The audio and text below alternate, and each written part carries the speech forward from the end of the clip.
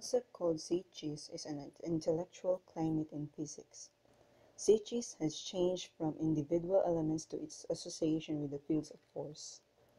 So, physics focus more on the force fields such as magnetism than the concept of atoms. Interestingly, with this concept of physics, it reflected on Gestalt in its view on perception. Given that Gestalt focused on the notion of whole, it applies to physics as the concepts or ideas of physics were combined as a whole.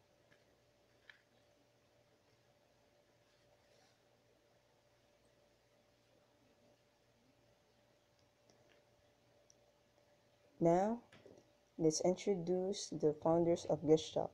First is Max Wertheimer, the creator of the phenomenon. This idea came from the perception of motion when there's no actual physical movement has taken place. As you see this illusion of light.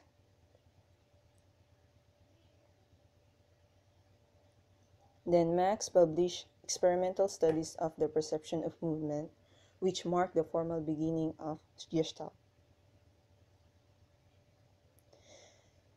Kurt Koffka, Max Wertheimer, Wolfgang Kohler,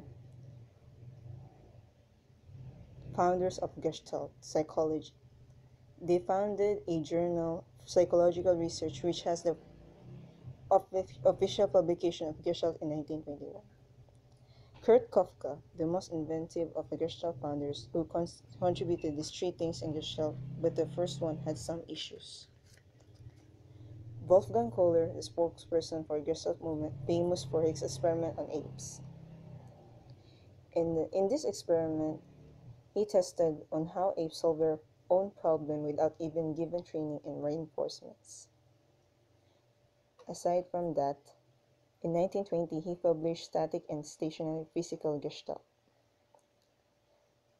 In conclusion, Gestalt not only focuses on the perception but also deals with behavior,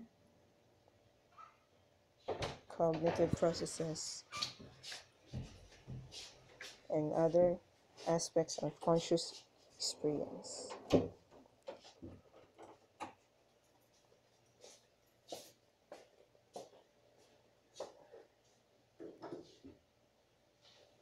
Created using Powtoon.